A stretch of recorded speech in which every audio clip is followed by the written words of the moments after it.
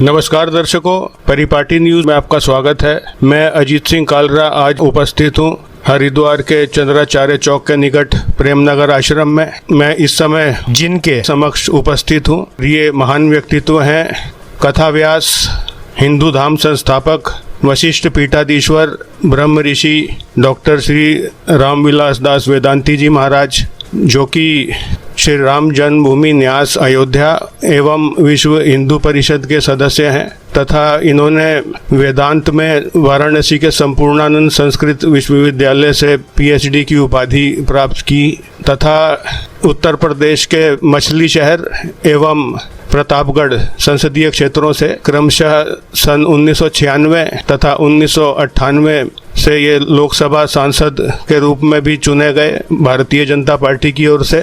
वह अयोध्या में श्री राम मंदिर के लिए संघर्ष में इनका महत्वपूर्ण योगदान रहा। वह अनेक बार इनको जेल की यात्रा भी करनी पड़ी।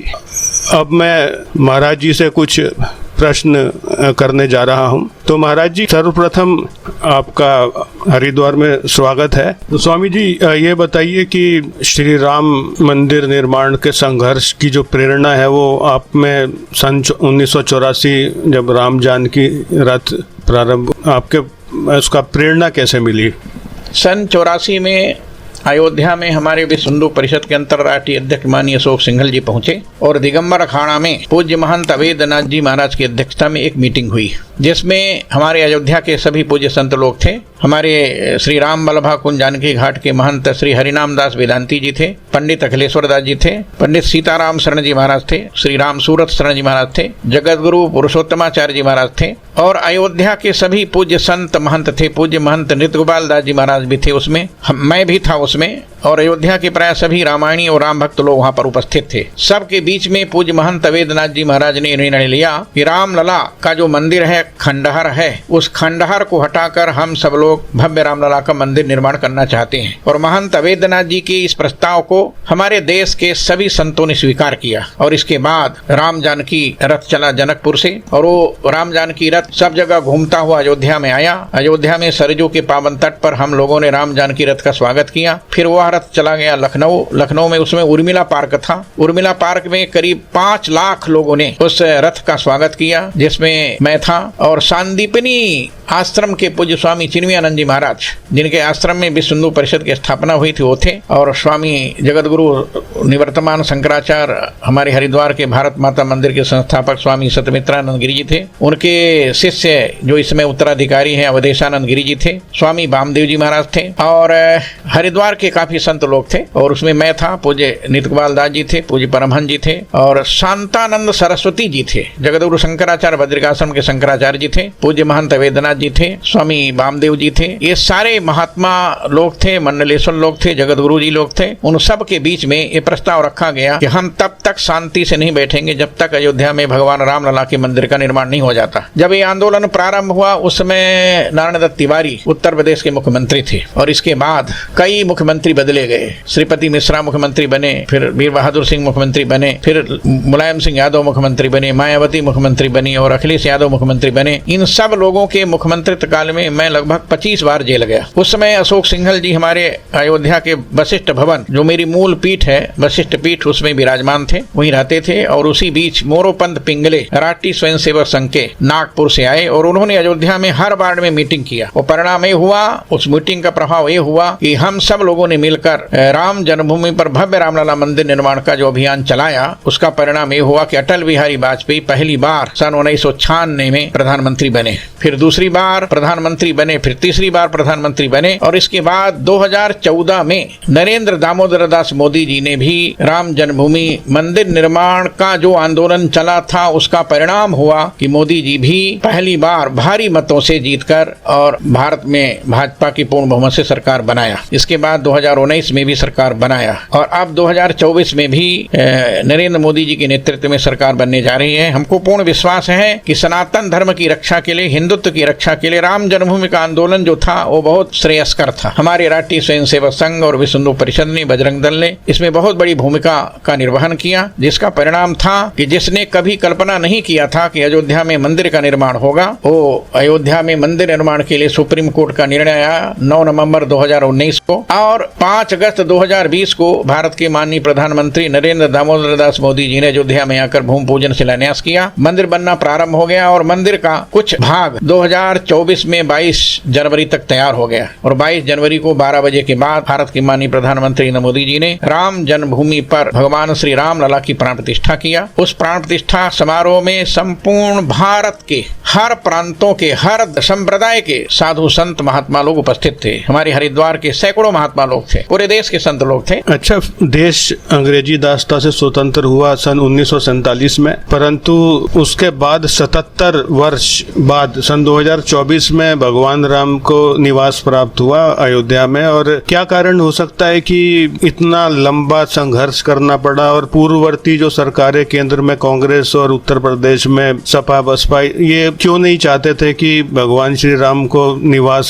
प्राप्त हो और वो इतना कड़ा संघर्ष करने की आवश्यकता क्यों आन पड़ी? देखिए, आजादी के बाद भारत के लोग चाहते थे कि भारत के हिंदू मंदिरों को भी आजादी मिले और पार्लियामेंट में एक प्रस्ताव पंडित जवाहरलाल नेहरू ने प्रस्तुत किया था, वो भी सरदार वल्लभ भाई पटेल के निर्देश पर, कि हम चाहते हैं कि गुलामी के काल में जिन मंदिरों को तोड़ा गया, ऐसे मंदिरों को तुरंत जिस धर्म के लोगों के पास था उन धर्म के लोगों के पास उन मंदिरों को वापस कर दिया जाए। सरदार वल्लभ भाई पटेल के इस प्रस्ताव को पंडित जवाहरलाल नेहरू ने स्वीकार नहीं किया, लेकिन सरदार वल्लभ भाई पटेल ने गुजरात का जो मंदिर था सोमनाथ मंदिर का निर्माण उन्होंने कराया और इसके बाद प्राण प्रतिष्ठा के लिए वो चाहते थे कि भारत के राष्ट्रपति और प्रधानमंत्री भी रहें, लेकिन भारत के राष्ट्रपति ने स्वीकृति जब दे दिया, उस समय के तत्कालीन प्रधानमंत्री पंडित जवाहरलाल नेहरू ने कहा नहीं, आप धर्मनिरपेक्ष भारत के राष्ट्रपति हैं, आपको किसी हिंदू मंदिर में जाकर प्राण प्रतिष्ठा नहीं करनी चाहिए। तब डॉक्टर राजेंद्र प्रसाद ने कहा था कि यदि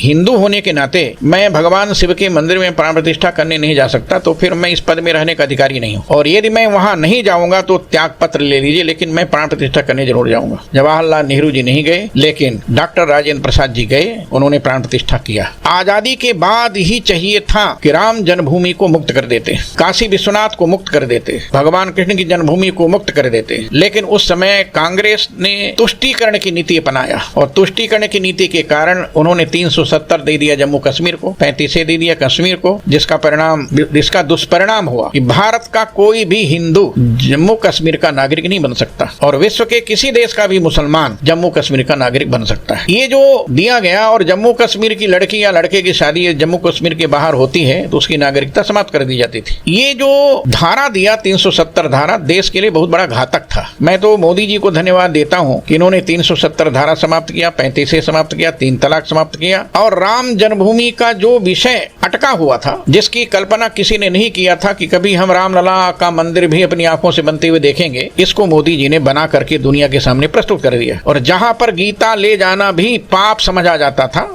रामायण भी ले जाना पाप समझ आता था, ऐसे सऊदी अरब में मोदी जी ने भारत से भी बड़ा मंदिर बनाया, जाकर वहां प्राण प्रतिष्ठा किया। ये भारत के गौरव की बात है। इसलिए आज हमको बड़ी प्रसन्नता हो रही है कि हम सब लोगों ने इस स्वतंत्र भारत में 22 जनवरी 2024 को पहली बार राम जन्मभूमि पर भगवान रामलला को प्राण प्रतिष्ठित होते हुए अपनी आंखों से देखा। और जो आपने सीबीआई कोर्ट में ये कहा था कि वहाँ कोई मस्जिद नहीं थी और वो महाराजा विक्रमादित्य का बनाया हुआ 84 स्तंभ पर श्री राम मंदिर ही था, तो कैसे ये कहा गया कि वहाँ पर बाबरी मस्जिद थी? मतलब आपके अनुसार वहाँ बाबरी मस्जिद विवादास्पद ढांचे में? नहीं, देखिए, मस्जिद का कोई चिन्ह था ही नहीं, मस्जिद का कोई चिन्ह नहीं था। सन 49 में 1528 में बाबर ने विक्रमादित्य जिस मंदिर को बनाया था वो विश्व का सबसे बड़ा मंदिर था और पहले पहली बार बाबर जब उत्तर प्रदेश में आया, लखनऊ की उच्च अट्टालिका में बैठकर शरद पूर्णिमा की रात्रि में पूरब दिशा की ओर देखा तो 2 चंद्रमा दिखाई दिए। तो उसने अपने सिपह सालार मीर बाकी को बुलाकर पूछा, क्यों भाई,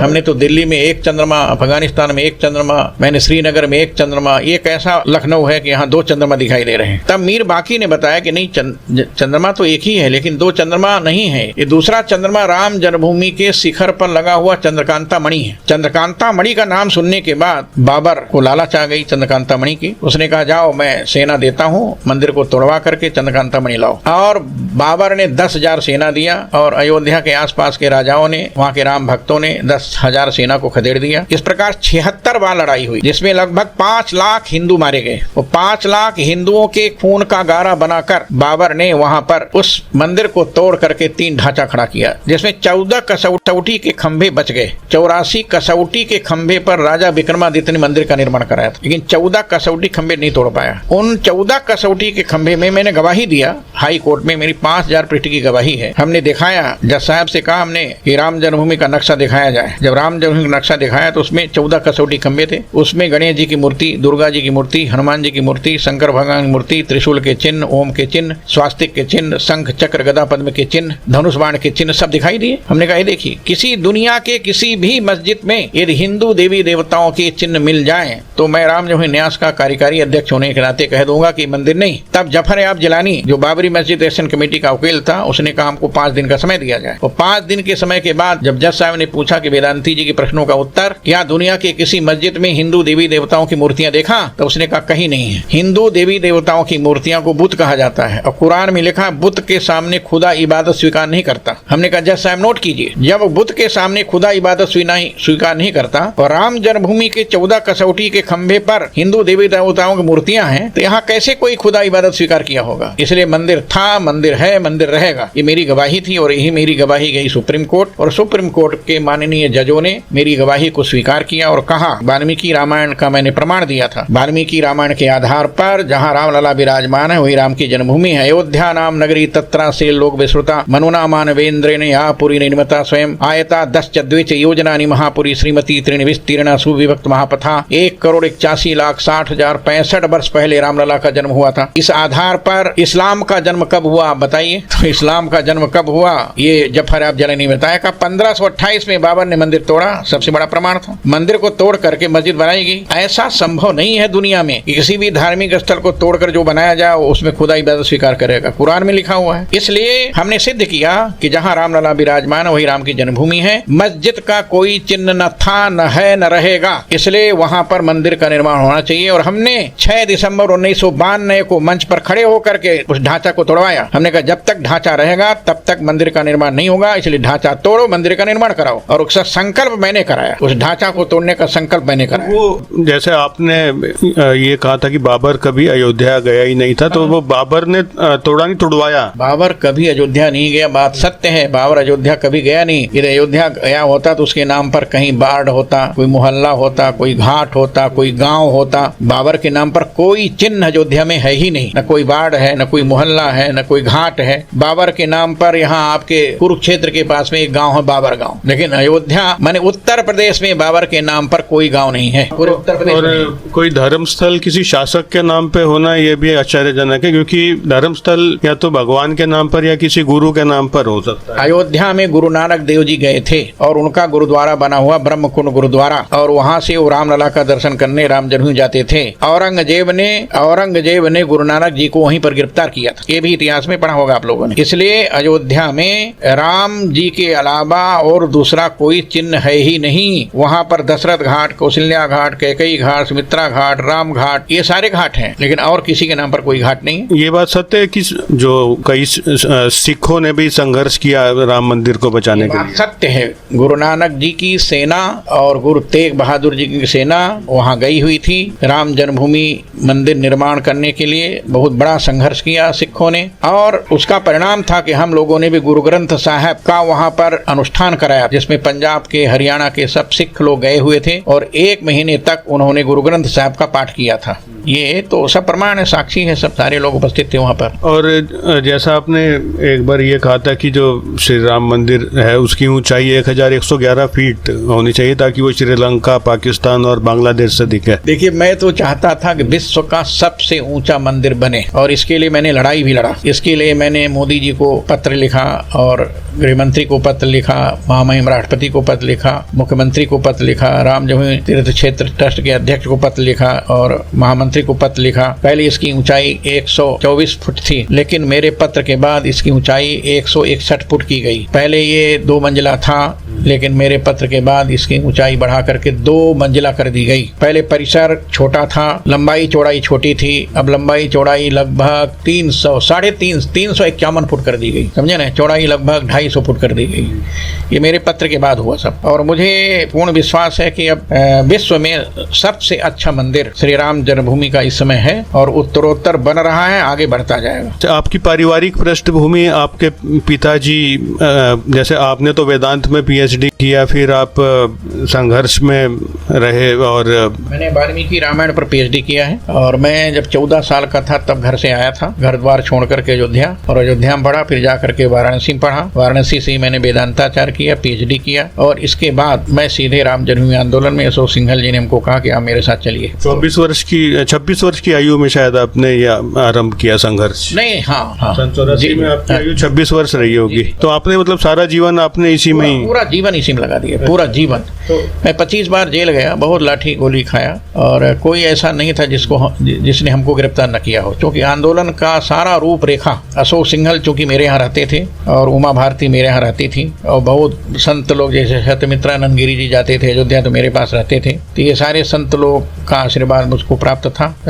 इसलिए मैं उस आंदोलन में, अयोध्या में जब मैं इस आंदोलन में सम्मिलित हुआ, उसमें अयोध्या में कोई नहीं था। हमारे आने के बाद फिर धीरे धीरे संत लोग सम्मिलित हुए और बाद में पूरी अयोध्या हमारे साथ में आ गई। वो परिणाम ये हुआ कि हम जो आंदोलन प्रारंभ किए थे अशोक सिंघल जी के विश्व हिंदू परिषद के साथ, संघ के साथ मिलकर के, वो आंदोलन सफल हुआ और आज रामलला अपने मंदिर पर विराजमान हो गए। सबसे बड़ी प्रसन्नता हमको हो रही है। तो जो लाल कृष्ण आडवाणी ने रथ यात्रा प्रारंभ की थी उसमें आप सम्मिलित हुए थे? हाँ, कई बार, कई जगह सम्मिलित हुआ, बहुत जगह सम्मिलित। तो सन 96 में जैसे मछली शहर से आप सांसद चुने गए, फिर सन 98 में प्रतापगढ़ जिला से, तो संसदीय क्षेत्र, तो राजनीति में कैसे आ गए आप? अशोक सिंघल जी ने मुझसे कहा वेदांती जी चुनाव लड़िए। वो हमको चाहते थे सन 91 में ही चुनाव लड़ना, 90 में ही चाहते थे, लेकिन मैं उसमें नहीं, लेकिन सन 96 में हमको अशोक जी ने कहा कि वेदांती जी आपको चुनाव लड़ना है। तो हमने कहा ठीक है, जो सीट कभी न जीती हो भाजपा के हमको दे दीजिए। तो मछली शहर लोकसभा सीट कभी नहीं जीती थी,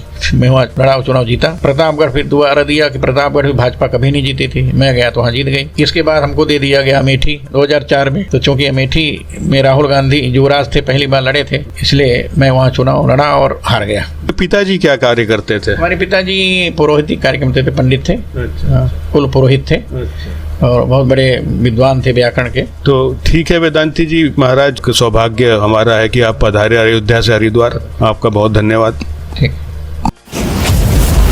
हमसे जुड़े रहने के लिए हमारे चैनल को सब्सक्राइब करना ना भूलें, साइड वाला लाल बटन जरूर दबाएं।